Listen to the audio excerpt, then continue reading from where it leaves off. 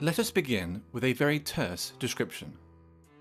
Cultural Marxism is a broad term which refers to the advocacy and application of critical theory, and more generally to the cultural, political, and academic influence of certain elements within the contemporary left. The roots of cultural Marxism are to be found in what is commonly known as the Frankfurt School. The term arose informally to describe the thinkers affiliated or merely associated with the Frankfurt Institute for Social Research at the Goethe University in Frankfurt, Germany during the interwar period.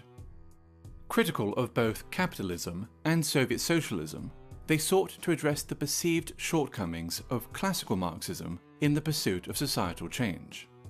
Their work came to be referred to as critical theory.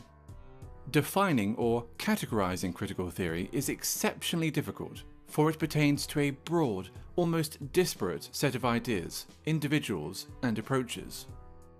The underlying and enduring aspect of critical theory, common to all its offshoots, nonetheless, is the creation of interdisciplinary theories that might serve as instruments of social transformation. During the 1960s, the Frankfurt School critical theory gained traction with some segments of the left-wing and leftist thought in both Europe and North America. Today, its influence is felt throughout Western academia, dominating the social sciences and humanities. Gender studies and whiteness studies being two such examples. One of the most influential critical theorists and an original member of the Frankfurt School was Herbert Marcuse. A cursory glance at any paragraph written by Marcuse will set alarm bells ringing for anyone even remotely familiar with the current culture of intolerance on college and university campuses. Consider the following passage from his 1965 essay, Repressive Tolerance. The small and powerless minorities which struggle against the false consciousness and its beneficiaries must be helped.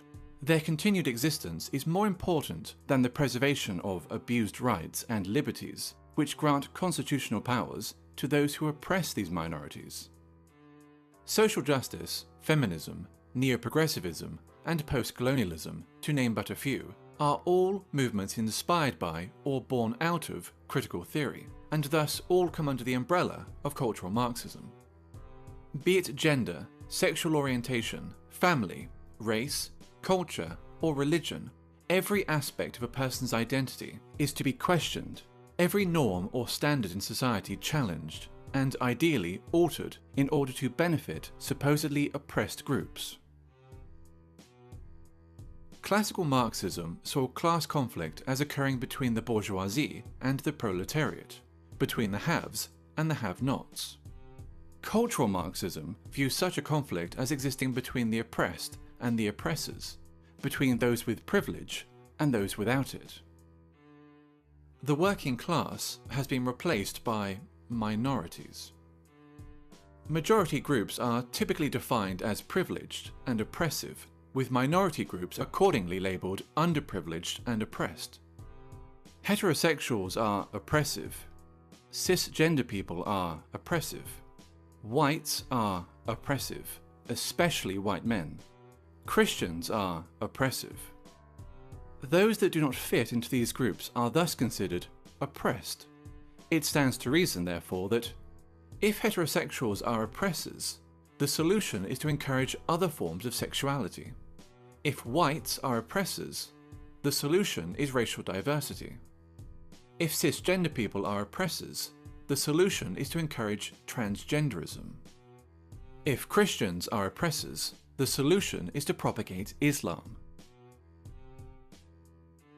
Theodor Adorno, another original member of the Frankfurt School, wrote a book entitled The Authoritarian Personality, in which he defines parenthood, pride in one's family, Christianity, adherence to traditional gender roles and attitudes towards sex, and the love of one's own country as pathological phenomena. This tendency to pathologize opinions and life patterns, which are not in accordance with its own political ends, is characteristic of cultural Marxism. Differing views are thus described as irrational fears or phobias. For example, a person who feels uncomfortable living as a minority in an area dominated by Muslim migrants may be decried as an Islamophobe, since wishing to live amongst those culturally and ethnically similar to oneself is considered sick and phobic. When Pakistani Muslims living in Britain, by contrast, show in-group preference, converting entire sections of a town or city into a mini Pakistan, there is no sickness, no phobia, only multiculturalism. 20 years ago, there were no Pakis here, no one was doing nothing. But now, the Pakis are with a stamp, man, trust, you know what I mean? Now, think 20 years ahead, boy, fuck knows, man, this is gonna be Pakistan. Or England, it's gonna be Pakistan, man. They're all fucking shipping over. A popular and propagandist manifestation of cultural Marxism is political correctness, in which media channels and social scientists make it a mandatory exercise to do the following. Question common language. Illegal immigrants, for example, are to be referred to as undocumented migrants, while ethnic discrimination is referred to as affirmative action. Their ambition to define and redefine words can be seen as a means of controlling the discourse and altering cultural norms. Racism and sexism have been redefined as a product of prejudice plus power, which leads to such ridiculous statements as, "There's no such thing as sexism against men," and "I, an ethnic minority woman, cannot be racist or sexist towards white men."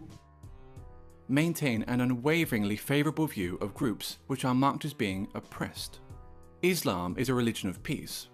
Black Lives Matter is a peaceful, legitimate protest movement. Feminism is only about equality, and so forth. No deviation from the aforementioned narrative will be entertained, ever, nor will criticism. While communism, as Marx envisioned it, offered the resolution of class conflict in a utopian social system, all that cultural Marxism offers is a desolate form of eternal warfare between ever more narrowly defined groups of offended minorities. The only meaningful consequence that its wide application could possibly ever have is the marginalization of traditional European culture.